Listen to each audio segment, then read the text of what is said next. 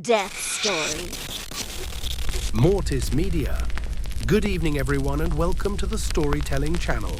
Tonight I have a scary story. Mysterious, creepy, strange, scary stories from cemeteries. I am also very happy to be the storyteller tonight. I hope to bring you an interesting story. Thank you. If you find this story interesting, please give me a like and share, so I have more motivation to make the latest videos. Now I will take you to this scary story, and don't forget to prepare yourself mentally when listening. Story, Ravenwood, The Darkness That Won't Die. Chapter 1, The Black-Eyed Children. On a windless October night, the small rural town of Ravenwood, Pennsylvania, lay under the weight of a deep, unnatural stillness. Streetlights flickered as if unsure whether to die or fight on, and the air carried the faint scent of burning leaves, though no one in town had set a fire. The moon hung low over the crooked hills, a sickly orange, casting elongated shadows over rows of cornfields that hadn't grown in years. Ravenwood hadn't had a real harvest since 1983, but the corn still stood blackened, lifeless stalks that should have crumbled long ago. On the edge of town, in a farmhouse that hadn't been painted in decades, lived a man named Ellis Greaves. He had returned to Ravenwood after 20 years away, the kind of man who kept secrets in his bones and regret in every word. The house had belonged to his grandparents, who died mysteriously one winter, found frozen in bed despite the heater running. Locals said the land was cursed, but Ellis didn't believe in curses. Not yet. At exactly 3:13 a.m., the knock came. 3 slow raps on the door. Not frantic, not panicked, just deliberate. Ellis stirred awake in his armchair, the TV a low hum of static in the corner. He hadn't heard a car pull in. No footsteps on gravel, just the knock and a strange pressure in his chest, like something ancient had entered his lungs. He rose slowly, eyes squinting through the dusty window. Nothing but darkness beyond the porch light's thin glow. Then a shape, 2 figures standing impossibly still. Children. He opened the door halfway. "You lost." One of them stepped forward. A girl, maybe 10, with straight black hair and pale skin. Her companion, a boy, stood a step behind, hands tucked into the pockets of a too small hoodie. "We need to come in," the girl said. Her voice was flat, rehearsed. Ellis frowned. "Where are your parents?" "Please," she said again. "It won't take long. We just need to come in." The boy lifted his head then. That's when Ellis saw their eyes pitch black. No whites, just bottomless voids. A pulse of cold ran through him. His instincts screamed to shut the door, but his limbs didn't move. He stared at them. They stared back. "Let us in, Mr. Greaves." He hadn't told them his name. That was the beginning. Chapter 2. Whispers Beneath the Floorboards. The door slammed shut before Ellis fully registered what he was doing. His heart jackhammered in his chest. Sweat soaked his back. He pressed his spine against the wall, staring at the door like it might vanish, or worse, open again on its own. No sound came from outside. No footsteps retreating. No voices. Just stillness. And that pressure in his chest heavier now, like breathing through ice. He dared a glance through the peephole. They were gone. Or maybe they had never been there. The rest of the night passed in fragments. Ellis dozed off in his chair but was never fully asleep. Strange noises creaked through the walls. Faint knocks echoed beneath the floorboards. At one point he thought he heard whispering, not in the house but under it. By sunrise, the whispers were gone. The house was silent again, but Ellis knew something had shifted. He didn't mention the children when he went into town later that day. People in Ravenwood didn't talk about weird things. They avoided eye contact, changed the subject, told themselves it was just the wind. They knew better. Denial was survival. At the gas station, an old man named Reuben watched Ellis from the coffee counter. Reuben was one of the few who remembered the old Ravenwood. Before the fire in '83, before the crop rot, before the cemetery began growing faster than the nursery. "You look like you've seen the black-eyed ones," Reuben muttered when Ellis walked past. Ellis stopped. What did you say? Reuben didn't look at him, just sipped his coffee. You know what I mean. They come to people they like, people with holes inside. And once they get in, he made a low sucking sound. Ain't you getting out? You're talking about kids? Reuben laughed. It was hollow. Ain't kids. Look like kids. Smell like rot. Eyes like oil slicks. Once you invite them in, it's like letting mold into your lungs. Can't scrape it out. Ellis swallowed hard. So what do I do? Reuben leaned in. Don't let them talk to you again. And for the love of God, don't let them touch you. That night, Ellis set up motion sensors around the house. He kept every light on. He barely blinked. And at 3:13 a.m., the sensors went off. Only this time, there were more than two. 3 children stood at the edge of the porch. A 4th stood behind the rusted swing set in the yard, her head cocked too far to the side, like her neck was broken. The boy from the night before smiled. His teeth were too many, too sharp. We told you, the girl said. We just need to come in. Chapter 3. They wait in the corn. By the time morning broke, Ellis had barely slept. The children, or whatever wore their skin, had stood outside his house until just before dawn. Never knocking again, never moving, just watching, silent and patient. When he finally summoned the courage to peek out once the sun touched the frost-crusted window pane, they were gone. But not completely. He found footprints, dozens, tiny ones circling the house. But not barefoot like a normal child, the imprints were wrong, deep, misshapen, as if claws had punctured through soft shoes. He checked the motion cameras. Static. Every single one. Ellis didn't go to work that day. Instead, he drove. Not to escape, not yet. He drove to the edge of Ravenwood, where the farmlands stretched in all directions, fallow and forgotten, where the old cornfields grew black and twisted. He parked by a rusting signpost. Ravenwood Farm est 1789. Someone had scratched out the bottom half of the sign, as if trying to erase history itself. The fields were silent, and then he heard it, laughter, a child's laugh, thin and crackling, coming from deep in the corn. Ellis should have turned back, but he stepped forward. Row after row of blackened corn towered over him. The stalks hissed in the wind, if there was wind. He wasn't sure anymore. It was cold, yes, but still. As if the sound wasn't from the weather, but from something alive in the stalks. 30 yards in, he found a doll hanging from a broken stem. Old-fashioned, glass-eyed, his head twisted completely backward. He turned to go and saw her, the girl from the night before. But not just her. 6 more children emerged from the corn, surrounding him. Some smiled. One wept without sound. Another floated 2 inches off the ground, twitching. They opened their mouths in unison. No words came, just screaming. Not normal screaming. Came from inside his skull. Ellis dropped to his knees, clutching his ears, but the sound was in his bones, vibrating through every nerve. And then silence. When he opened his eyes, the field was empty. But when he stumbled back to his truck and looked in the rearview mirror, a child was sitting in the back seat. Ellis screamed. The figure dissolved into a cloud of ash. That night, Reuben called him. Somehow, the old man knew.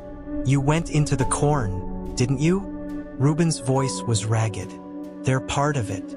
That field's the oldest in Ravenwood. Didn't grow corn until after the town's first child died in 1791. What are they? Ellis asked, shaking. They're not ghosts, Reuben said.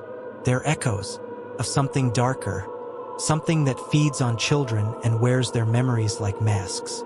Ellis asked the only question he could. Why me? Reuben sighed. Because you came back, and because your blood already knows them. You're not the first Greaves to hear the children calling. Chapter 4. The Greaves' Legacy. The basement of the Greaves farmhouse smelled like rot and rust. Not the fresh scent of mold, but something older. Older than the house itself. Ellis stood at the edge of the stairs, holding a flickering lantern Reuben had given him.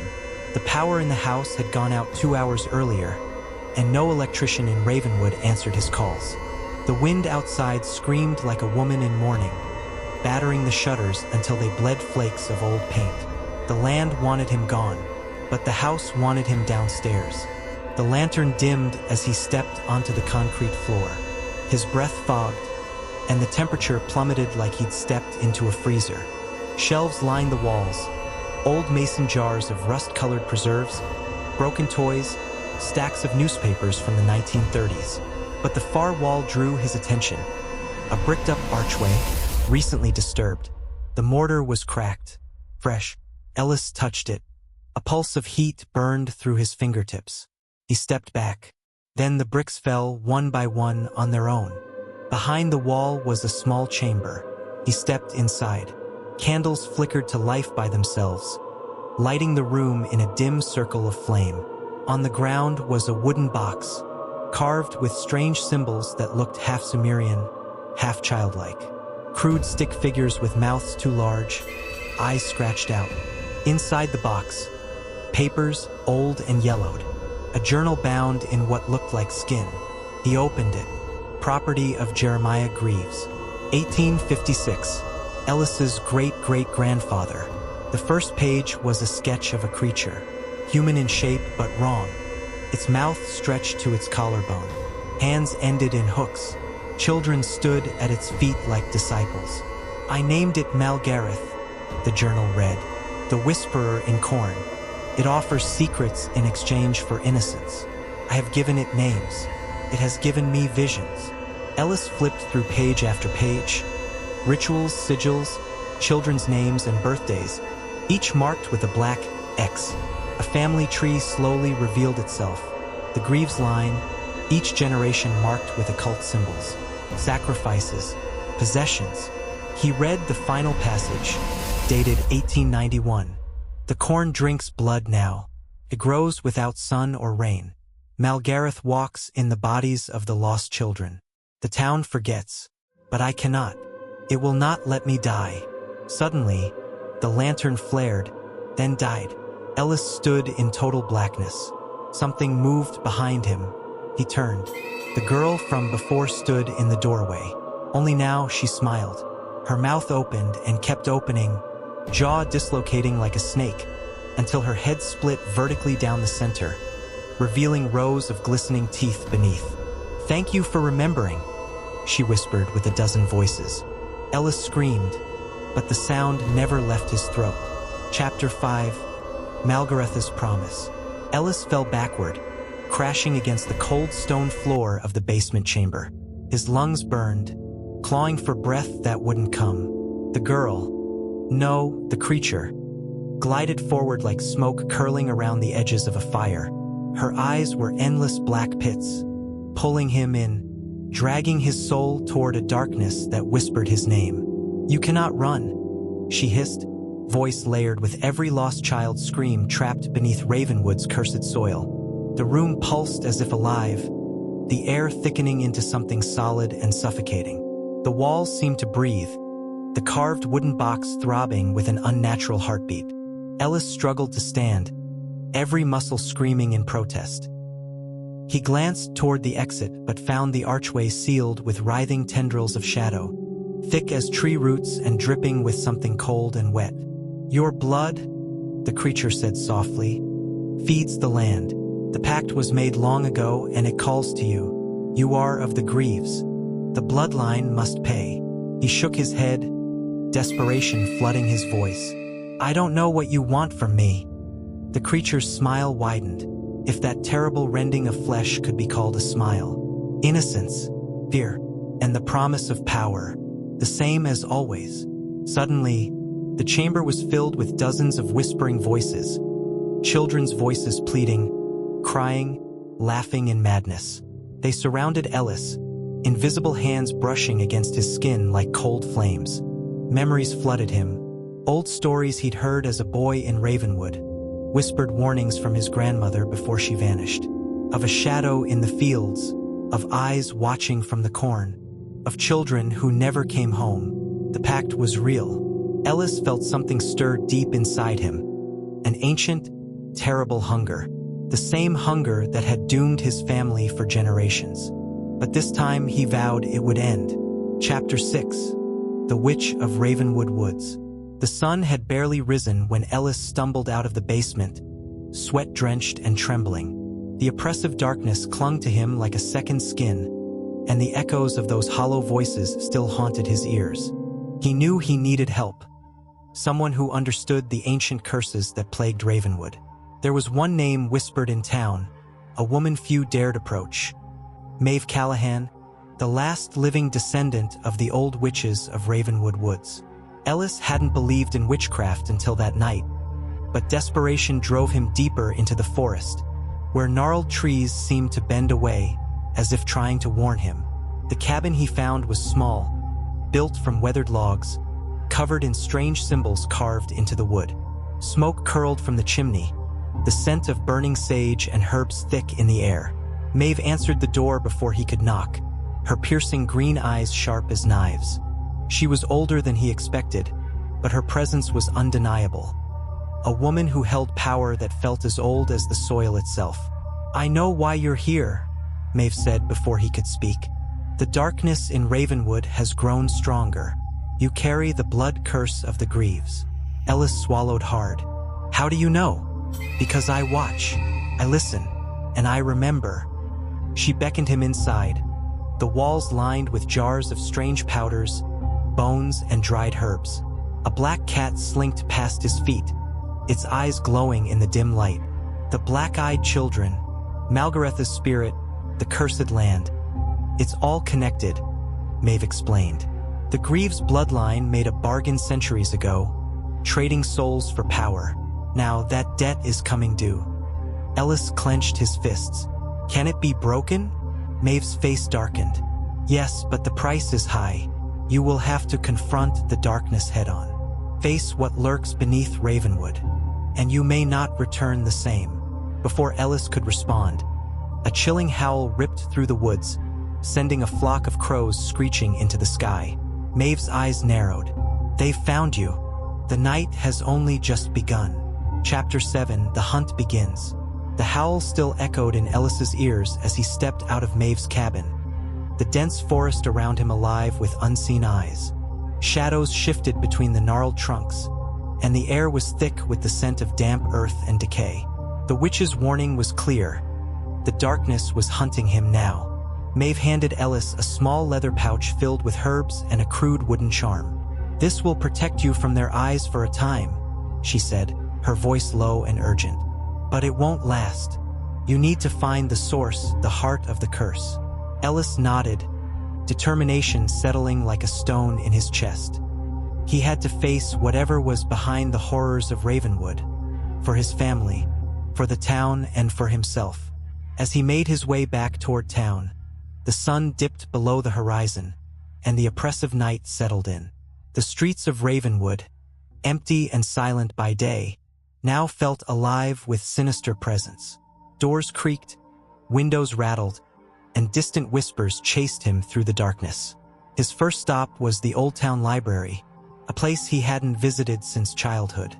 Inside, dust motes danced in the beams of his flashlight, and shelves groaned under the weight of forgotten knowledge. Ellis searched through old newspapers, town records, and yellow journals, desperate for clues. Hours later, he found it. A mention of a secret society called the Hollow Circle, a group rumored to have dealt in dark magic centuries ago. Their rituals were said to bind spirits to this land, a protection that twisted into a curse over time. Ellis traced the last known meeting place of the Hollow Circle to an abandoned chapel on the outskirts of town. The building was choked with ivy and decay, its stained glass windows shattered, leaving the inside open to the elements. As Ellis approached, the hairs on the back of his neck stood up. The air grew colder, the silence deeper. Something was waiting. Inside the chapel, the scent of rot and old blood hung heavy. A circle of black candles flickered to life without a breeze, illuminating symbols etched into the floor. In the center lay an ancient grimoire, its pages yellowed and brittle. Before Ellis could touch it, a cold breath brushed his neck. Looking for answers? He spun around to see a figure cloaked in shadow, eyes glowing faint red. The hunt had truly begun. Chapter 8. The Shadow in the Chapel. Ellis's heart pounded in his chest as the figure stepped forward, the dim candlelight revealing a gaunt, pale face framed by tangled dark hair. The red glow in the eyes was unnatural, burning with a cruel intelligence. The figure smiled, a slow, chilling smile that promised pain. "I've been waiting for you, Ellis," the shadow said, voice dripping with malice. "You cannot undo what was done. The curse is bound to this land, to the bloodline you come from." Ellis clenched his fists, fighting the fear creeping up his spine. "Who are you?" The shadow chuckled. "Names are meaningless here. Call me the Keeper.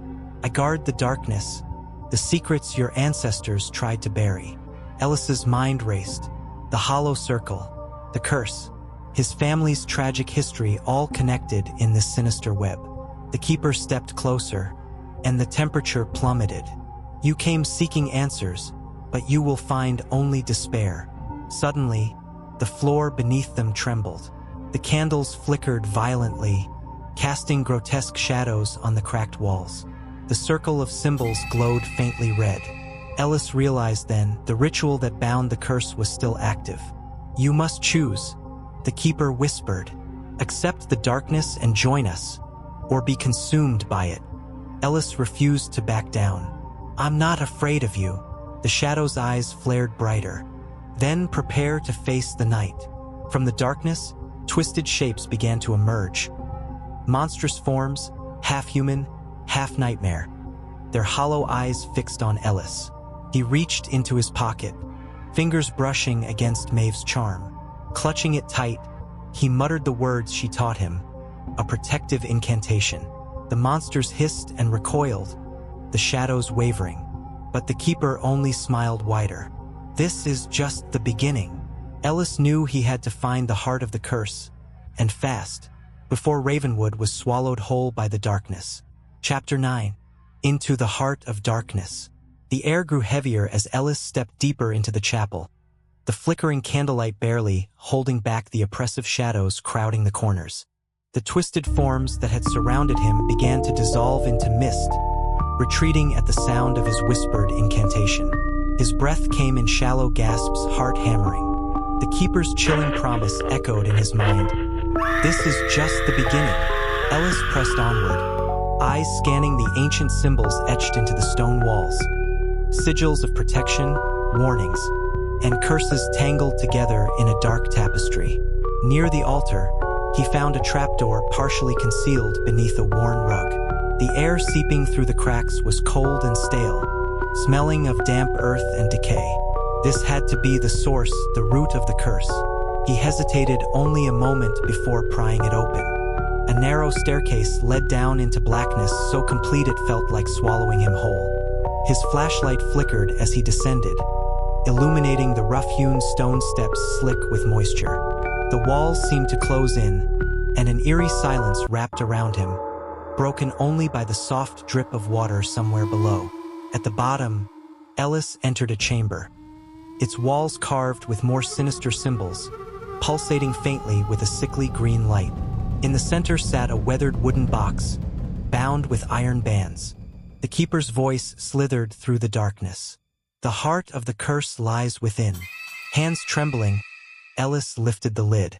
Inside was a bundle of brittle papers, yellowed with age, and a twisted bone dagger stained with dark crimson. As he touched the dagger, a cold wind surged through the chamber. The walls seemed to breathe, and the shadows coalesced into a towering figure. A demon wreathed in flames, eyes burning with eternal rage. Ellis staggered back, but the charm around his neck glowed fiercely, a protective barrier against the infernal presence. The demon's voice thundered inside his head. "Release me, and your soul is mine. Refuse, and Ravenwood will be consumed." Ellis clenched his jaw. He wouldn't let his hometown be devoured by darkness, not without a fight. He took a deep breath and prepared to perform the cleansing ritual Maeve had taught him, praying it would be enough to sever the ancient curse once and for all. Chapter 10. The Ritual of Reckoning. Ellis steadied himself, feeling the weight of the town's fate pressing down on his shoulders. His fingers tightened around the bone dagger as he began the incantation Maeve had taught him, a chant in an ancient tongue that seemed to vibrate through the very stones beneath his feet. The green light from the symbols intensified, casting twisted shadows that danced like living things. The demon's form pulsed, its fiery eyes narrowing as it hissed in fury. "You cannot bind me forever," it growled, the air scorching hot despite the cold stone chamber. Ellis continued, voice steady despite the tremor in his limbs. The dagger in his hand began to glow, emitting a pale blue light that clashed against the demon's infernal flames. Sweat beaded on his forehead as the room shook, the walls reverberating with the battle between light and darkness. Suddenly, the demon lunged, a furious roar tearing from its throat. Ellis braced himself, clutching the dagger tightly. The blade cut through the air, striking the creature's chest with a blinding flash. A piercing scream echoed through the chamber as the demon writhed, its form unraveling into wisps of smoke and shadow. When the last of it vanished, the oppressive weight lifted. The green light faded, and the chamber returned to stillness. Ellis collapsed to his knees, exhausted but victorious. Above him, Ravenwood began to breathe again. The first soft rustle of leaves in years whispered through the trees, and somewhere in the distance, a church bell tolled. But Ellis knew this victory was only the beginning. Darkness always found a way to return. Chapter 11, Aftermath and Shadows. Ellis emerged from the underground chamber, blinking against the harsh daylight that had somehow returned so suddenly. The air outside felt fresher, lighter, as if the town itself was exhaling after a long-held breath. The blackened cornfields, though still barren, seemed less menacing beneath the pale sun. But the peace was fragile. He walked back to his farmhouse, every step heavy with exhaustion and doubt. The townspeople were beginning to stir, drawn outside by the strange calm that had settled over Ravenwood. Faces worn by years of fear watched him with a mix of hope and suspicion. Maeve was waiting on the porch, her sharp eyes catching his. "It's done," Ellis said hoarsely. "For now," she corrected, her voice quiet but firm. "The ritual weakened the spirit, but shadows like this don't disappear overnight. We have to keep watch." Over the following days, strange things persisted. Fleeting whispers in empty rooms, shadows flickering where no light should fall, and that same cold pressure Ellis had felt the night the black-eyed children arrived. At night, he caught glimpses of figures watching from the edges of the woods, neither fully human nor fully something else. Ellis knew the true battle had only begun. Chapter 12, The Haunting Deepens. Sleep became elusive. When Ellis closed his eyes, the black-eyed children returned in his dreams, their hollow gazes accusing, their silent voices demanding. Lanterns flickered in the dead of night, windows shattered without cause, and the ancient well on the edge of town, long sealed, began to leak an oily black liquid. Maeve warned him, "The curse is rooted deep in the town's history, and the soil itself remembers. You cannot fight it alone." Ellis reached out to a few trusted neighbors, people who had lived in Ravenwood all their lives and understood the darkness that seeped through the land. Together, they formed a small circle, preparing to face what was buried beneath the town's fragile calm. Chapter 13, The Whispering Well. The well sat at the edge of Ravenwood like a dark, silent sentinel. For decades, it had been sealed off by heavy stones and rusted iron bars, its dark depths left untouched by the townsfolk. But recently, the oily black liquid that seeped from its cracks had begun to spread, staining the surrounding earth with an unnatural slickness. Ellis and Maeve stood at the well's edge one late afternoon, the sun dipping behind the trees and casting long shadows across the cracked ground. "It's the source," Maeve said grimly. "Whatever cursed this town started here. The well is like a wound that keeps bleeding." Ellis reached down and brushed his fingers against the cold, oily residue. A sudden chill ran up his arm, and whispers echoed faintly in his mind. Snatches of voices, pleading and angry, ancient and sorrowful. "We need to open it," Ellis said, voice firm despite the knot tightening in his chest. "If the curse flows from here, maybe we can stop it by sealing it properly." Maeve nodded. "But opening it will stir whatever's inside. We'll need help." They gathered a small group of locals, people versed in old legends, with knowledge of the arcane and folk rituals passed down through generations. As night fell, they prepared the well for the unsealing, circling it with salt and lighting protective incense. The air thickened with tension. With a grunt, Ellis heaved away the heavy stones, revealing the yawning darkness beneath. A foul stench poured upward. Rot, decay, and something far worse, like the breath of the earth itself, turned rancid. From the depths came a low, guttural growl, followed by the scraping of something massive shifting beneath the waterline. The group fell silent, fear knotting their stomachs. Maeve whispered, "The curse isn't just a spirit, it's a hunger." Chapter 14. The Creature Beneath. Peering down into the well, Ellis could just make out faint, glowing red eyes beneath the black water, watching, waiting. Legends told of Wendigo, ancient, cannibalistic spirits that roamed the forests of the north, embodiments of insatiable hunger and death. Was this the entity bound beneath Ravenwood? Maeve's voice broke the silence. "It's been trapped here for centuries, but the rituals and bloodshed around the town have weakened the seals. It's hungry, angry, desperate." The group debated their next move, knowing that confronting such a creature would be perilous. "We can't just seal it again without addressing the source of the curse," Ellis said. "We need to understand what bound it here in the first place." As the night deepened, the well whispered more secrets. Tales of betrayal, murder, and a desperate bargain made long ago to protect the town at a terrible price. Ellis steeled himself. The darkness beneath Ravenwood was ancient, but he was determined to fight, no matter the cost. Chapter 15. The Old Pact. Under the flickering light of Maeve's lantern, the group gathered inside the Old Town Library. Dusty tomes and brittle parchments lay scattered across a heavy oak table, their pages yellowed with age.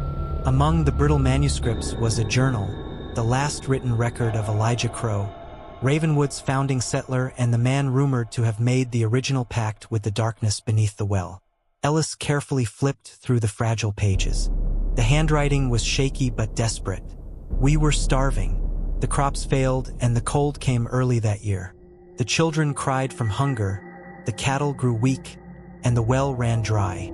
Desperation drove me to the edge of reason. That night, I met the creature. Not of this world, but of the forest's deepest shadows. Promised life, abundance, but at a cost. The blood of the innocent, the souls of the weak." Maeve swallowed hard. He traded their lives for a harvest? The Wendigo's hunger was fed by those sacrifices. Ellis nodded slowly. "It explains why the curse never lifted. Every year, a life was taken to keep the town alive. But over time, the creature grew restless, its hunger impossible to satisfy." The group's eyes darkened with understanding and dread. "We're dealing with a curse bound by blood and broken promises," Maeve said. "To break it, we need to find the last descendants of those original families and end the cycle." Ellis clenched his fists. "And confront whatever still lurks beneath the well." Chapter 16. Bloodlines and Betrayals. Ellis and Maeve spent days tracing Ravenwood's oldest families, uncovering secrets long buried beneath polite smiles and old photographs. Each household carried scars, missing relatives, unexplained disappearances, whispers of madness. At the Carter family estate, an elderly woman named Miriam held the key. She spoke of a hidden chamber beneath their cellar, where Elijah Crow had kept his ritual artifacts.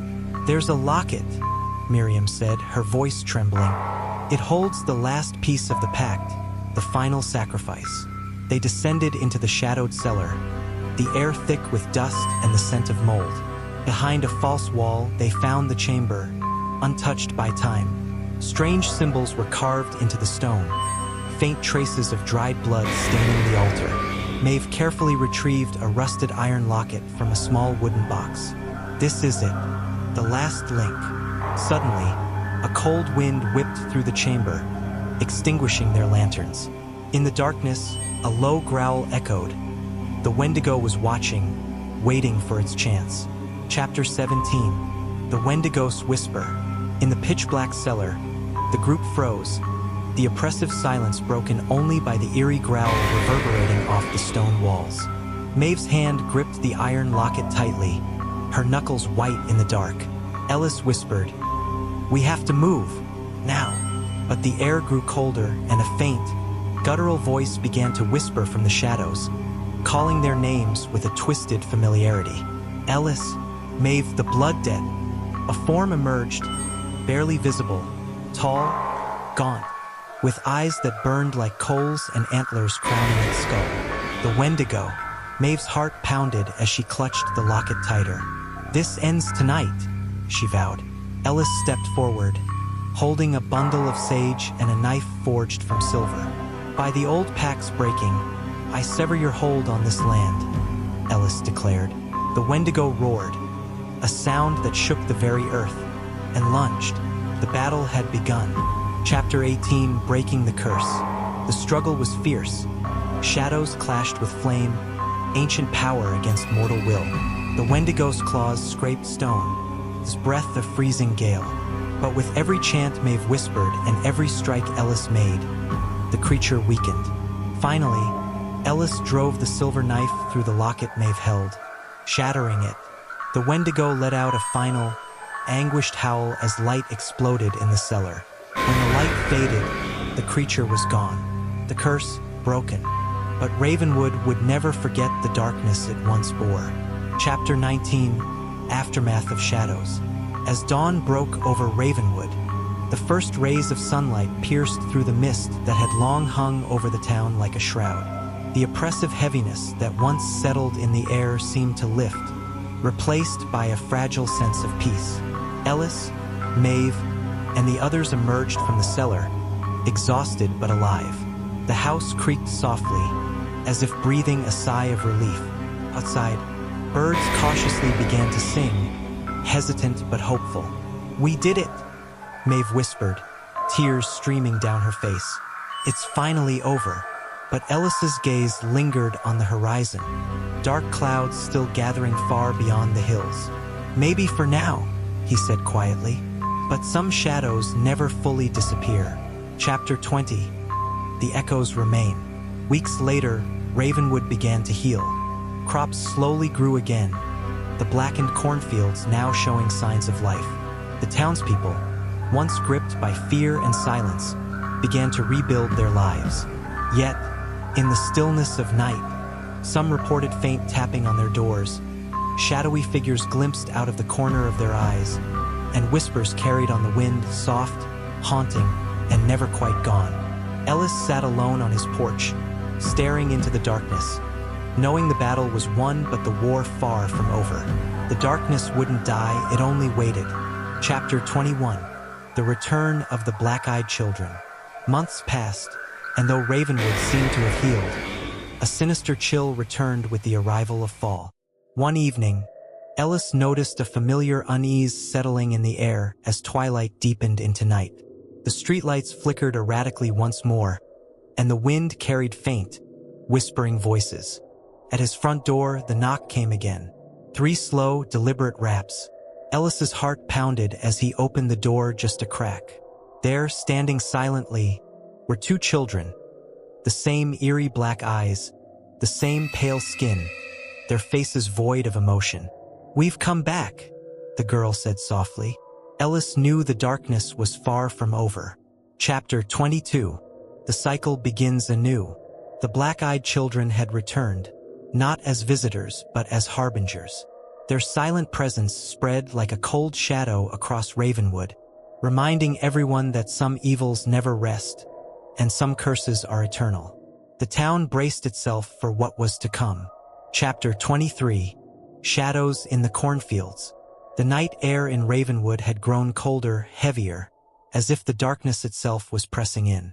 Ellis stood at the edge of his porch, eyes fixed on the blackened cornfields stretching endlessly beyond the town's last street lamp. The corn, long dead but still standing, whispered with the wind, their brittle stalks creaking like skeletal fingers. He hadn't slept in days since the black-eyed children's return, plagued by dreams of hollow eyes and silent mouths. Tonight, something pulled him out the door, toward the fields. As he stepped into the corn, the moonlight cast jagged shadows around him. The silence was absolute until a soft giggle echoed from deep within the stalks.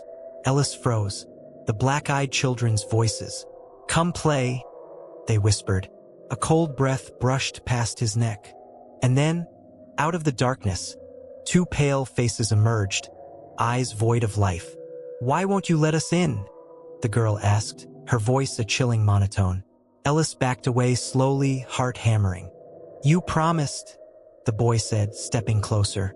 His mind reeled. Promised what? He had no memory of making any promise. Suddenly, the stalks behind the children rustled violently. Shadows flickered, unnatural shapes twisting between the cornstalks, their forms barely human. Ellis stumbled backward, breath ragged. The ground beneath him seemed to shift, as if the earth itself was alive and reaching. He turned and ran, the whispers chasing him until he burst out of the fields, gasping under the streetlights. Behind him, the cornfields stood still again, silent as a tomb. But Ellis knew one thing. The darkness in Ravenwood had only grown stronger. Chapter 24. The Gathering Storm. The town of Ravenwood stirred uneasily. News of strange sightings near the cornfields spread like wildfire. Missing pets, eerie lights flickering at night, and muffled screams that vanished with the wind. The townsfolk whispered warnings, their faces pale and voices hushed, but no one dared venture too close. Ellis convened a meeting in the town's tiny community hall, its wooden walls creaking under the weight of centuries-old secrets. Around the table sat familiar faces. Sheriff Douglas, a grizzled man with tired eyes. Martha, the local librarian who knew every legend in Ravenwood's dusty archives. And a handful of concerned residents clutching flashlights and talismans. "We can't ignore this any longer," Ellis said, voice grim. "Whatever's in those fields, it's not natural, and it's coming for us." Sheriff Douglas nodded. "We've lost 2 dogs and a teenage boy went missing last week. No sign of him anywhere." Martha opened an ancient tome, its pages brittle. "The black-eyed children, they're more than stories. They're said to be harbingers, souls trapped between worlds, cursed to roam and claim what's owed." Ellis clenched his fists. "Owed what?" "Their promise," Martha whispered. "A pact made long ago, a debt never paid." Outside, thunder rumbled, and the sky darkened with the coming storm. "We need to act," Ellis said, "before the darkness consumes Ravenwood entirely." As the first drops of rain fell, the group made a pact of their own, to confront the shadows lurking in the cornfields, and to fight for their town's survival. Chapter 25. Into the Fields. The night was thick with fog as Ellis and the small group armed themselves with lanterns, salt, and anything that might offer protection. The cornfields loomed ahead, tall, blackened stalks whispering secrets in the cold wind. Ellis led the way, his heart pounding in the silence. Every step felt heavier, as if the earth itself resisted their intrusion. The air grew colder, a biting chill seeping into their bones. Suddenly, a flicker of movement caught Martha's eye. "There," she whispered, pointing toward a faint glow near the old well at the edge of the field. The group approached cautiously. As they neared, the glow pulsed, a sickly, unnatural light that seemed to crawl across the soil. Then, from the darkness, the black-eyed children appeared. No longer just 2, but a small crowd silent. Pale faces staring with empty eyes that swallowed the light. "Give it back," they chanted in unison, voices like a whispering wind. Ellis raised a vial of salt, scattering it in a circle around them. The children hesitated, their forms flickering like shadows. Martha began reciting a chant from the ancient tome, words in a language older than the town itself. The ground trembled. A figure emerged from the well, a twisted, anguished spirit, its eyes burning with rage. Screamed, a sound that shattered the night and sent the group reeling. But Ellis stood firm, clutching an old amulet his grandmother had left him, said to bind spirits and break curses. The storm broke loose as they faced the darkness together, the battle for Ravenwood's soul beginning under the thunderous sky. Chapter 26. The Spirit's Wrath. The air thickened with an almost tangible malevolence as the spirit rose from the depths of the well. Its form was grotesque, elongated limbs twisted unnaturally, and its face was a blurred mask of sorrow and rage. The black-eyed children surrounded it like shadows tethered to a nightmare. Ellis gripped the amulet tighter, feeling a surge of warmth pulse through his palm. The old words his grandmother taught him echoed in his mind, a shield against the encroaching darkness. Martha's chant grew louder, her voice steady despite the howling wind and the spirit's furious screams. "Begone, wretched soul! Return to the depths where your curse was born." The ground cracked beneath their feet. The well seemed to widen, as if trying to swallow the very air around them. Suddenly, one of the black-eyed children stepped forward, raising a pale hand. "Why do you fight?" it whispered, voice dripping with ancient sorrow. "You cannot undo what was done." Ellis locked eyes with the child's void-black gaze. "We don't fight to undo," he said through clenched teeth. "We fight to survive." The spirit lunged forward, a wave of cold so fierce it froze the marrow in their bones. Lanterns flickered and died. Shadows surged, clawing at their minds. But the circle of salt held strong, a radiant barrier against the onslaught. Ellis took a step forward, the amulet glowing brighter with every heartbeat, before dissolving into a swirl of mist and fading shadows. The black-eyed children blinked, their eyes clearing to reveal frightened, lost children, trapped souls freed at last. The fog began to lift, and the oppressive darkness that had gripped Ravenwood for decades seemed to loosen its grasp. Ellis exhaled deeply, but he knew this was only the beginning. The town's true nightmare was far from over. Chapter 27. The Aftermath. The first light of dawn crept hesitantly over Ravenwood, casting a pale glow on the cracked roads and withered trees. The oppressive darkness that had clung to the town like a suffocating shroud was lifting, but the weight of what had transpired still hung heavy in the air. Ellis stood at the edge of the well, staring into the empty abyss. The water was clear now, reflecting the rising sun. The black patch that had stained the earth had faded, replaced by fresh grass beginning to push through the dirt. Yet, beneath the surface, Ellis sensed the lingering echoes of pain and anger, whispers just beyond human hearing. Martha approached, her face tired but resolute. "It's done for now," she said softly. "The spirit is bound once more, but the scars it left on this town, will take time to heal." Ellis nodded, rubbing his hands together against the morning chill. "Those children, trapped souls. I can't stop thinking about them. How many more are still out there, lost and forgotten?" Martha's eyes darkened. Ravenwood has a long history. Not every spirit is as easily laid to rest, and some shadows are woven so deep into this land that they may never truly fade. The town's residents began to emerge from their homes, faces pale but hopeful. News of the confrontation had spread quickly, carried on whispered conversations and cautious glances. While some were relieved, others harbored fear that the darkness might return. Ellis took a deep breath. "We need to prepare. Whatever lies beneath Ravenwood, it's not finished with us yet." Martha placed a steady hand on his shoulder. "We'll face it together. The past may haunt this town, but so long as there are those willing to fight, there's hope." As the sun climbed higher, illuminating the broken town and its resilient people, Ellis felt a flicker of something he hadn't felt in years, a fragile thread of hope. But in the shadows, unseen eyes watched, waiting for the right moment to strike again. Chapter 28. Echoes in the Dark. That night, the air was unnervingly still. The silence in Ravenwood felt less like peace and more like a held breath before a scream. Ellis sat on the porch steps, the cold wood pressing into his palms, eyes fixed on the empty street where shadows danced in the flickering light of a lone street lamp. Martha's warning echoed in his mind. The darkness was not finished. He felt it in the back of his neck, a prickle, as if unseen eyes tracked his every move. Suddenly, a faint sound broke the silence. A soft tapping, slow, methodical, like fingernails drumming on wood. Ellis's heart hammered in his chest. He looked up to the window across the street. A pale face pressed against the glass, eyes black as voids. His breath caught. The black-eyed child was back. Chapter 29, The Invitation. Ellis's body froze, caught between terror and disbelief.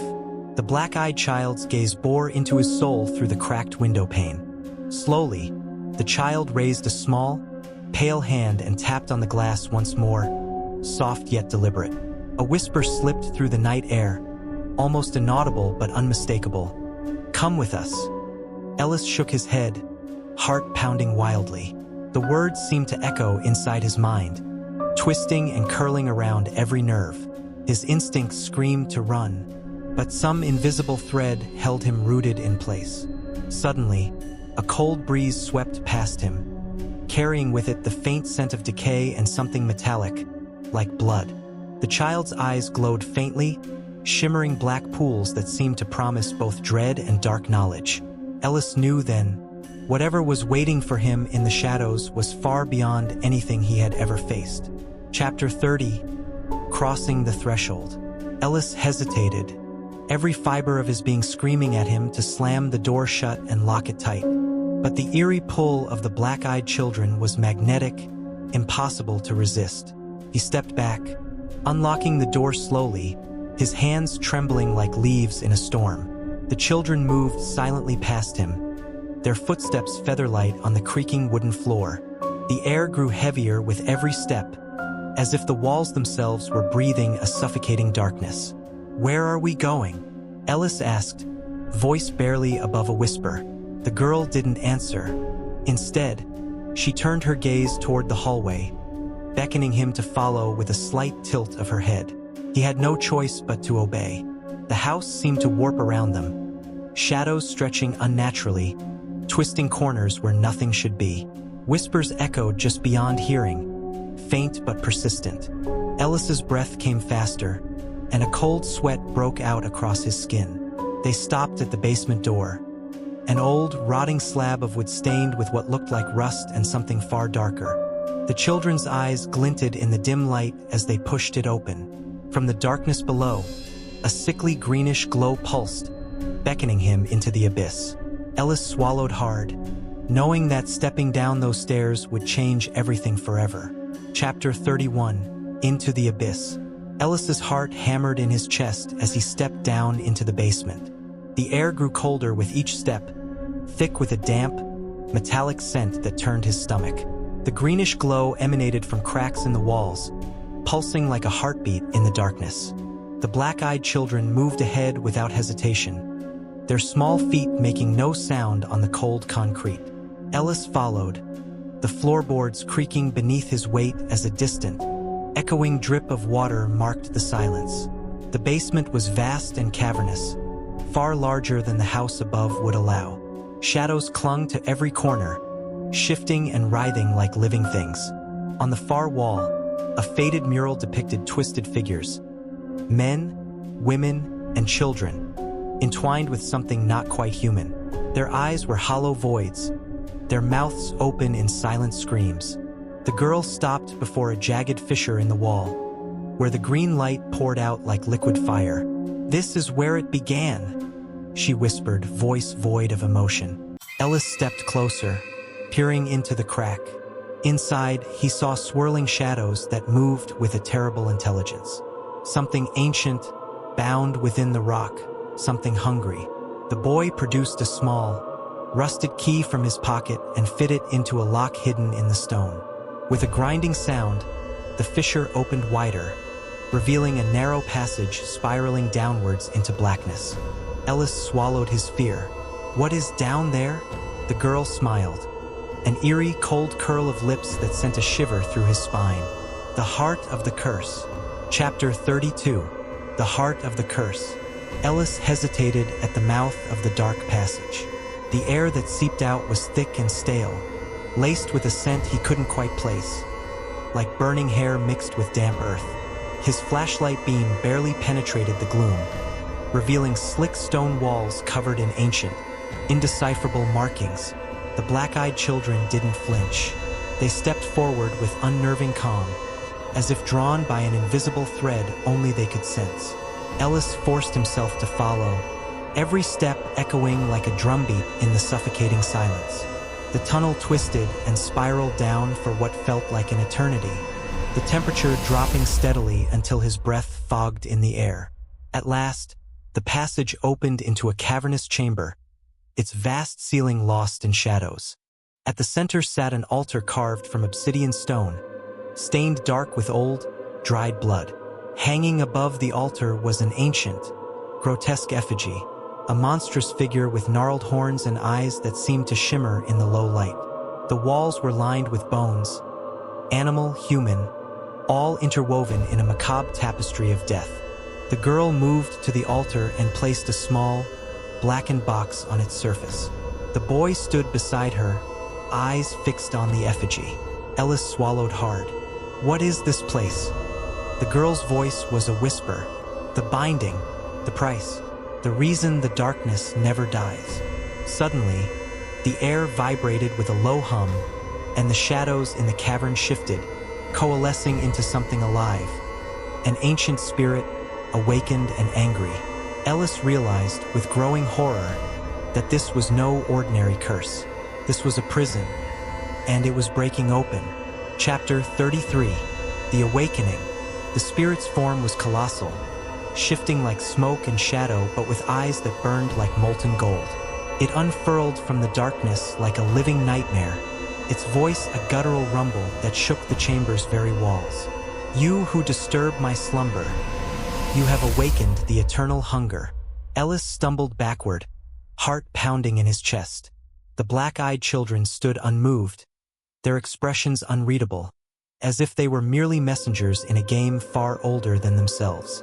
"The binding weakens," the girl said quietly. "The pact was broken, and the price must be paid." Ellis's mind raced. The altar, the box, the bones. This was all part of some ancient ritual meant to contain this entity. But what was the price? And who was to pay it? The boy's eyes glowed briefly with an unnatural light as he stepped toward Ellis. "You don't belong here," he said, voice colder than ice. "No," Ellis replied, raising his voice despite the fear tightening his throat. "I'm here to end this, to stop the darkness from spreading." The spirit laughed, a sound like the cracking of 1,000 bones. "End me? You are but a mortal. The darkness is eternal."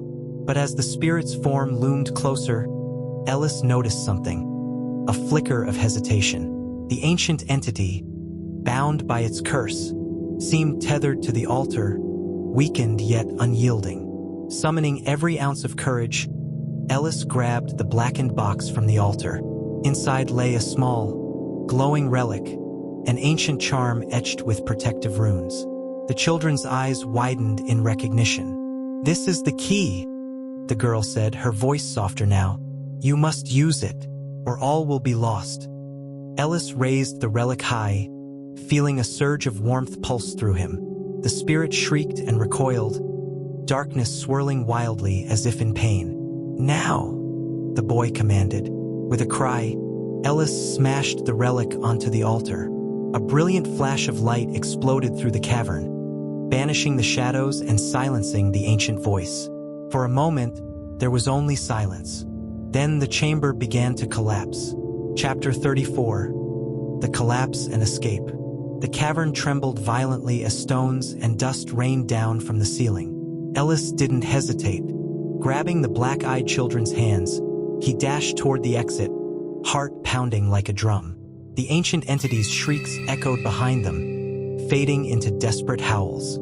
The air grew thick with dust, making it hard to breathe. Visibility dropped to near zero as they stumbled through the darkness, guided only by the faint glow from the cracked relic in Ellis's palm.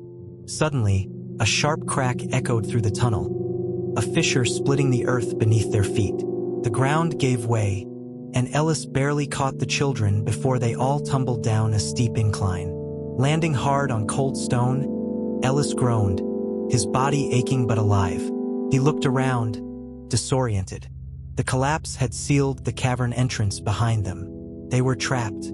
The boy's voice broke the silence, steady but low. The entity is contained for now, but the darkness is not gone. The girl nodded, eyes shadowed with sorrow. Ravenwood will never be safe while its roots lie in these cursed lands. Ellis felt the weight of those words settle deep in his bones.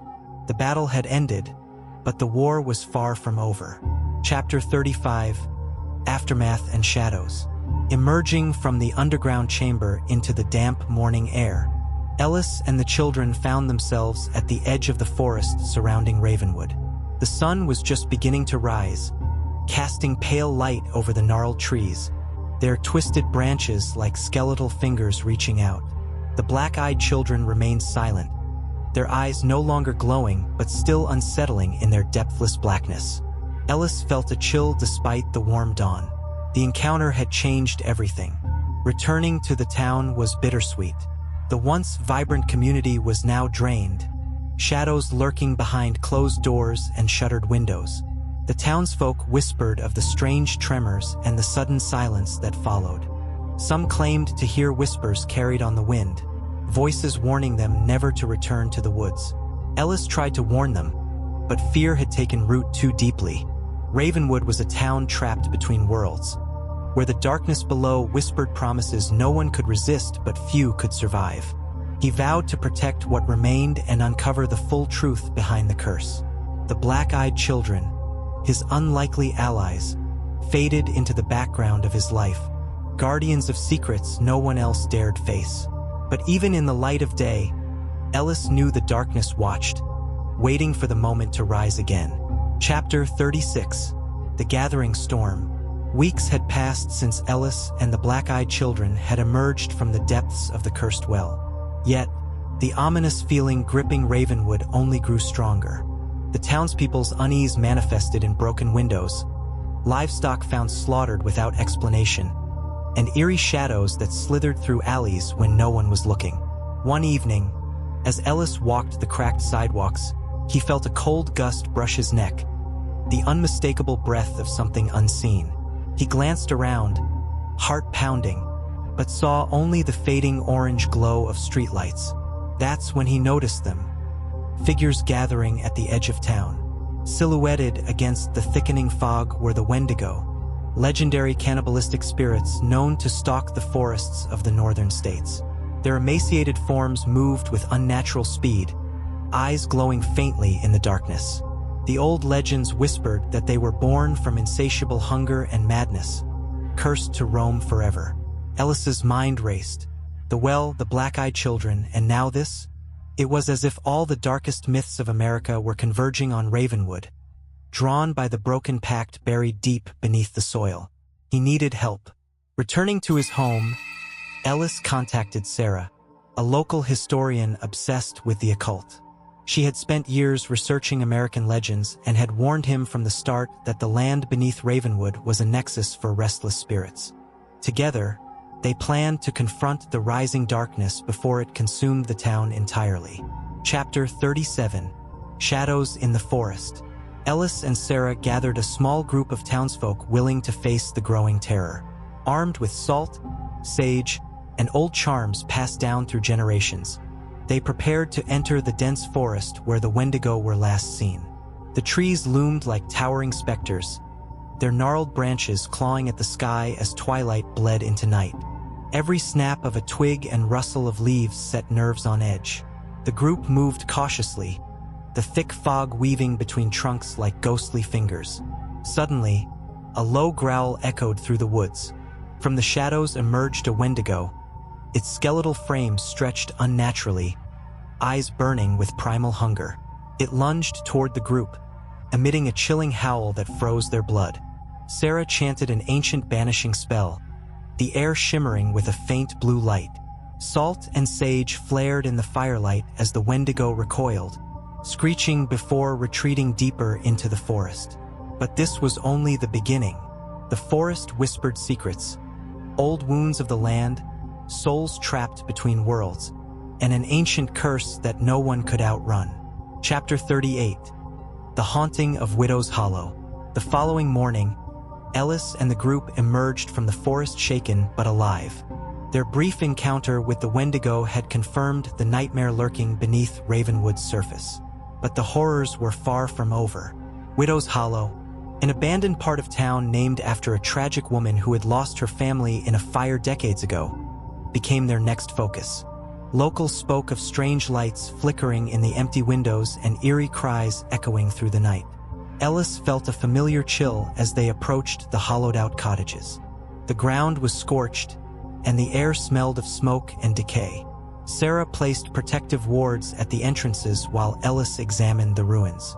Suddenly, a piercing scream cut through the silence. From the shadows emerged the specter of the widow herself, her face pale, eyes hollow, and mouth twisted in eternal sorrow. She reached out with translucent hands, whispering, "Return what was stolen." The team braced for a confrontation with the restless spirit, realizing that the ghosts of Widow's Hollow held keys to the deeper curse afflicting Ravenwood. Chapter 39. Secrets Beneath the Ashes. The apparition of the widow drifted closer, her mournful wails swirling around the group like a cold wind. Ellis tightened his grip on the ancient talisman Sarah had given him, feeling the subtle warmth it emitted, a fragile shield against the spectral sorrow. "We need to find what she's referring to," Sarah whispered, scanning the burned-out rubble for any clues. The others spread out, carefully picking through the ashes and rubble. It wasn't long before Marcus uncovered a charred wooden box, half buried beneath the remains of what must have been the family's hearth. Inside, they found a bundle of brittle letters and a small locket, blackened by fire but still intact. Ellis opened the first letter, its ink faded but legible. "To whoever finds this, know that the curse on Widow's Hollow began with a betrayal, a stolen promise sealed in blood. Return the locket to the place it belongs, and the spirits may find peace." Suddenly, the widow's ghost wailed louder, her translucent figure flickering as if pained. "The locket, the locket," she repeated in a haunting whisper. Ellis felt the weight of the locket in his palm. This was no ordinary trinket. It held the key to breaking the curse. As night fell, the group prepared to return the locket to the old family graveyard on the hill, knowing that the restless spirit would not rest until justice was served. Chapter 40. The Graveyard's Silent Witness. The night was thick with fog as Ellis, Sarah, Marcus, and Lily made their way up the winding path to the family graveyard, the locket clutched tightly in Ellis's hand. The moon, a pale ghost itself, barely pierced the swirling mist, casting eerie shadows that danced like restless souls. The graveyard was a forgotten place, overgrown with tangled weeds and crooked headstones, many toppled or broken after years of neglect. At its center stood a weathered tombstone, larger than the rest, with faint engravings barely visible in the dim light. "This has to be it," Sarah murmured, brushing aside the dead leaves. "The family patriarch's grave." Ellis knelt, carefully opening the locket. Inside was a tiny, faded photograph of a man and woman, eyes filled with hope and fear, and a small key, cold and heavy. He inserted the key into a hidden compartment in the tombstone's base. A grinding sound echoed through the stillness as the stone slid aside, revealing a small, hidden alcove. Inside lay a bundle wrapped in a stained cloth, an old journal, sealed tightly. Marcus's voice trembled. "This must be the source of the curse." Ellis reached out, fingers trembling. As he lifted the journal, the air grew colder, and the distant wailing of the widow's ghost grew quieter, almost hopeful. The secrets buried beneath the ashes were about to come to light. Chapter 41. The Journal of Shadows. Ellis carefully untied the cloth, revealing a leather-bound journal worn by time and weather. The edges were frayed, and the ink had faded, but the words inside pulsed with an eerie vitality, as if the journal itself held a heartbeat. He opened the first page and began to read aloud. October 12th, 1835. I write this with a hand trembling not from age but from dread. The land upon which Ravenwood sits is tainted. The curse that grips this soil was born of betrayal and blood, sealed by dark forces beyond mortal understanding. The group leaned in closer, the cold biting at their skin as the story unfolded. The journal belonged to Ezekiel Ravenwood, the original settler and patriarch of the family. His words describe deals made with entities older than time, bargains struck in desperation that forever bound their souls and their descendants to the darkness. Sarah shivered. This explains everything. The black-eyed children, the hauntings, it's all tied to Ezekiel's pact. Marcus looked uneasy. If this curse was sealed back then, how do we stop it now? Or can we? Ellis's jaw clenched. We need to find out what Ezekiel did to bind the curse, and how to undo it. As he turned the pages, a single note slipped from the back. A crude map of the woods marked with a symbol resembling a twisted tree. The Blackroot Tree, a place spoken of only in whispers and nightmares. Lily's voice barely a whisper. That's where we have to go. Outside, the wind howled, carrying with it a faint, agonized scream. Chapter 42. Into the Blackroot Woods. The moon hung high and full, casting a ghostly silver light over the twisted trees of Blackroot Woods. The group stood at the edge where the forest swallowed the last remnants of the old dirt road, the air thick with a heavy, unnatural silence. Ellis led the way, clutching Ezekiel's journal and the crude map. Every step they took seemed to awaken the woods. Faint whispers brushed past their ears. Shadows flickered just beyond sight, and the earth itself seemed to pulse beneath their feet. Stay close, Ellis warned, voice low and steady despite the cold that gnawed at his bones. Sarah tightened her grip on the flashlight, eyes scanning the darkness. Why here? What's so special about this tree? Marcus pointed to the map. The Blackroot Tree, the heart of the curse. Ezekiel's final ritual was performed there. They say it's where he summoned the darkness to seal the deal. As they ventured deeper, the woods grew denser, branches clawing at their clothes and faces like desperate hands. A low growl echoed somewhere behind them, but when they spun around, only shadows remained. Suddenly, Lily froze, whispering, "Look!" Ahead, a massive tree towered above the rest. Its bark blackened and twisted as if burned by fire, but it pulsed faintly with a sinister red glow. Roots slithered like serpents across the ground. The Blackroot Tree. Ellis stepped forward, heart pounding. This is it. We confront the curse here. But as he reached out to touch the bark, the ground trembled, and a chilling voice echoed through the clearing. You dare seek to undo what was bound? You will join the endless night.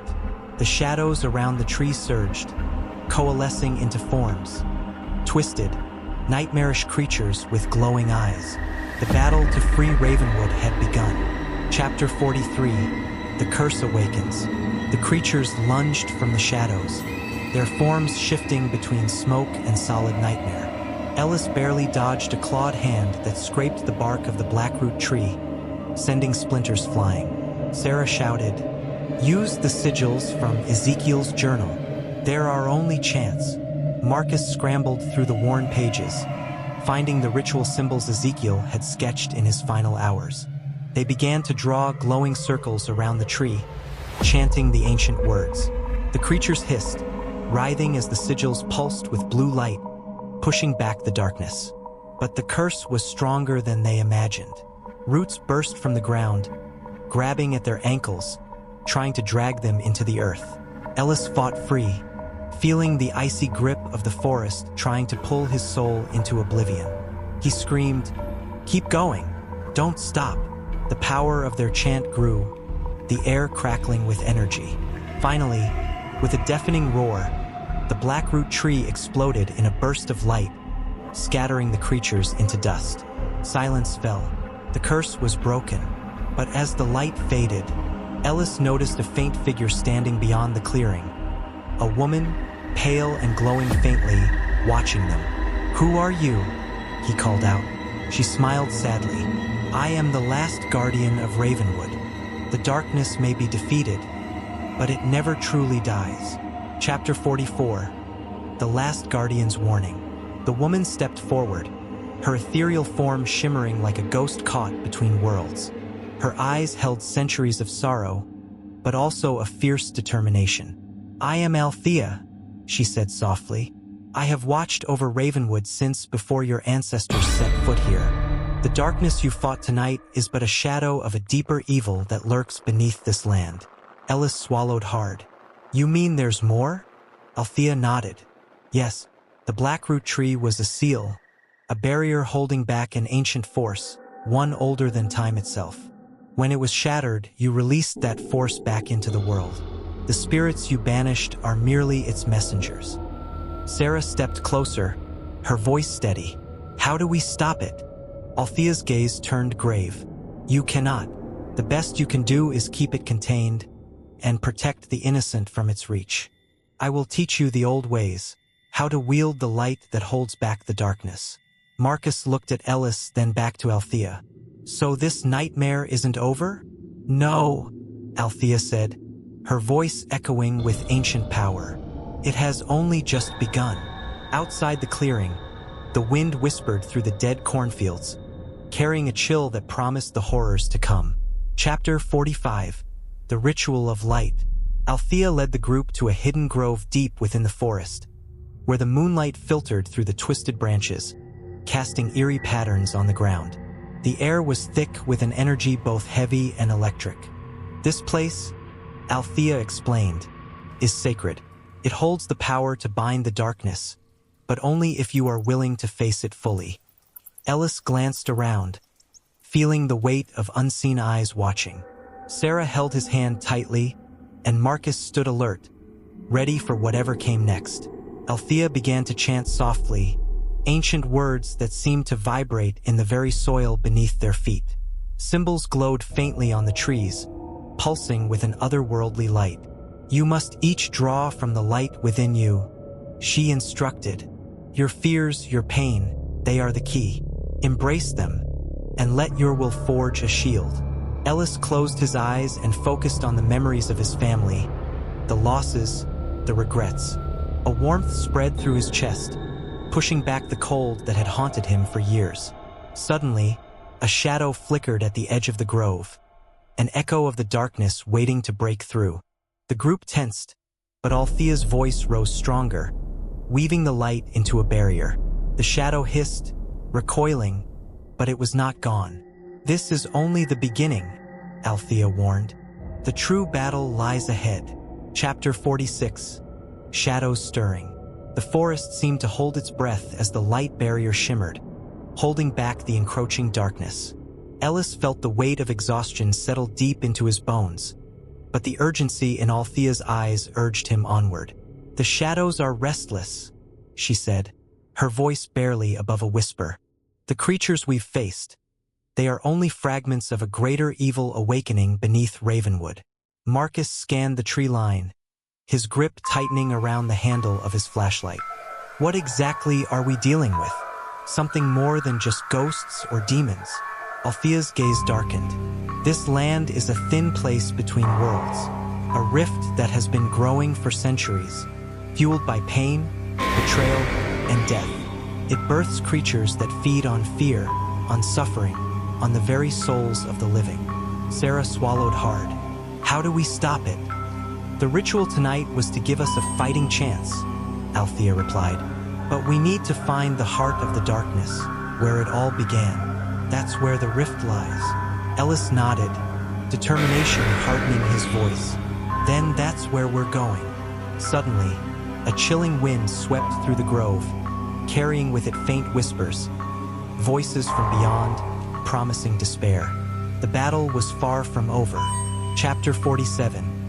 The Heart of Darkness. The group pressed deeper into the forest, the moonlight barely piercing the dense canopy above. The trees seemed to close in on them, gnarled branches twisting like skeletal fingers. Every step forward felt heavier, as if the ground itself resisted their progress. Ellis led the way, clutching the ancient amulet he'd found in his grandparents' attic, the one that had pulsed with unnatural energy ever since the black-eyed children appeared. According to the tattered journal he'd discovered, This amulet was a key to locating the rift's source. Althea's voice broke the silence. The rift lies beneath the old quarry, an abandoned mine long since swallowed by the forest. It's where the first death in Ravenwood occurred, and where the land was tainted. Marcus shivered. That place gives me the creeps.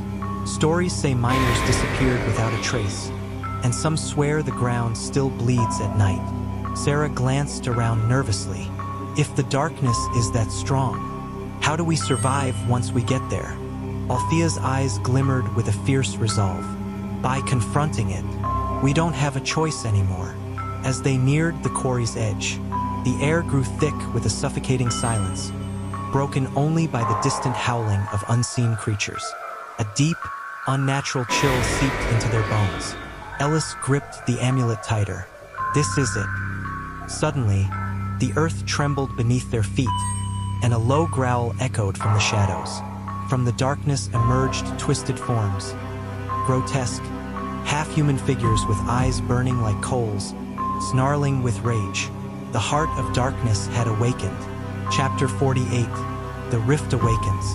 The grotesque figures advanced, their distorted limbs scraping against the jagged rocks, eyes glowing with malevolent fire. Ellis tightened his grip on the amulet, feeling its warmth spread through his palm like a beacon of fragile hope. "Stay together," Althea commanded, drawing a makeshift spear carved from a fallen branch. The others scrambled, their breath visible in the frigid air. The creatures lunged, snarling with voices that sounded like 1,000 whispers layered together, each one a twisted echo of pain and fury. Marcus swung a heavy branch, catching one creature's face, but it only staggered momentarily before snarling and advancing again. Suddenly, the ground beneath them cracked wide open, revealing a swirling vortex of black mist, the rift itself. Tendrils of darkness reached out, curling like serpents, pulling the air into a suffocating vacuum. Ellis stepped forward, holding the amulet toward the rift. The amulet pulsed violently, emitting a sharp, high-pitched hum that cut through the roar of the creatures. The black-eyed children appeared at the edge of the rift, their eyes voids of endless night, but their expressions bore a strange urgency. "Ellis?" the girl whispered, her voice trembling. "The amulet is the key, but it will demand a price." Ellis looked into the swirling abyss, the weight of the choice pressing down on him like a stone. To close the rift meant confronting the darkness inside himself, the same darkness that had haunted his family for generations. He nodded. "Whatever it takes." As the creatures closed in, and the rift pulsed with dark energy, Ellis took a deep breath and stepped forward into the unknown. Chapter 49. Into the Abyss. Ellis felt the air thicken as he crossed the threshold into the rift. The world around him twisted and warped. Colors bled into shadows, sounds echoed in impossible ways, and the ground beneath him felt both solid and liquid. The pulsing light of the amulet was his only anchor. Behind him, the howls of the creatures faded, replaced by a silence so profound it pressed against his eardrums. Ahead, shapes began to form in the mist, figures of people lost to the rift over decades. Their faces were pale, eyes hollow, frozen in eternal terror. A whisper brushed Ellis's ear. "You cannot save them all." He spun around, but no one was there. "Keep moving," the girl's voice echoed in his mind, the one who had first come to his door, the black-eyed child. Suddenly, the mist parted to reveal a chamber carved from the bone-white walls, where a colossal, shadowed figure knelt over a flickering flame. Its eyes gleamed red, and the air around it seemed to bleed cold. "This is the heart of the rift," the black-eyed child said. "Face the darkness, Ellis. Only then can the rift be sealed." Ellis clenched the amulet tighter, stepping forward. His reflection shimmered in the flame. A man torn between the living and the dead, hope and despair. The shadowed figure rose, stretching impossibly tall, voice like grinding stone. "You carry your family's curse, but will you break it or join us forever?" The fight for Ravenwood's soul had reached its climax. Chapter 50. The Final Stand. Ellis steadied his breath, the cold sweat on his brow mingling with the biting chill in the rift's air. The shadowed figure towered above him, a manifestation of every fear, every sorrow Ravenwood had ever known. The amulet glowed fiercely in his hand, burning away the darkness like a beacon. It pulsed with his heartbeat, a lifeline tethered to the world beyond the rift. "I'm not afraid," Ellis whispered, voice steady despite the dread clawing at his chest. The figure laughed, a sound like breaking bones. "Fear feeds me, human. Your courage is meaningless." Ellis stepped forward, raising the amulet. Light exploded outward, pushing back the shadows, illuminating the ghostly faces trapped in the rift. Their hollow eyes shimmered with a flicker of hope. "By the blood of my ancestors, I banish you," Ellis shouted, voice rising in a fierce roar. The shadowed figure writhed, twisting and screaming as the amulet's light pierced through its form, unraveling decades of torment and darkness. Suddenly, a deafening silence fell. Ellis collapsed to his knees, gasping. The rift around him began to close, walls crumbling, the mist dissipating. The black-eyed children appeared one last time, their faces serene now. "Thank you," the girl said softly. "You've freed us." Ellis blinked. The world shifted back to the familiar night sky over Ravenwood. The curse was broken. But as dawn rose over the quiet town, Ellis knew the darkness might never truly die, only rest, waiting for the next shadow to stir. Thank you everyone for listening until the end. If you find today's story interesting, don't forget to leave a like, a share, and follow me, so you don't miss the next scary stories. Wishing you all a peaceful night, and good night, if possible.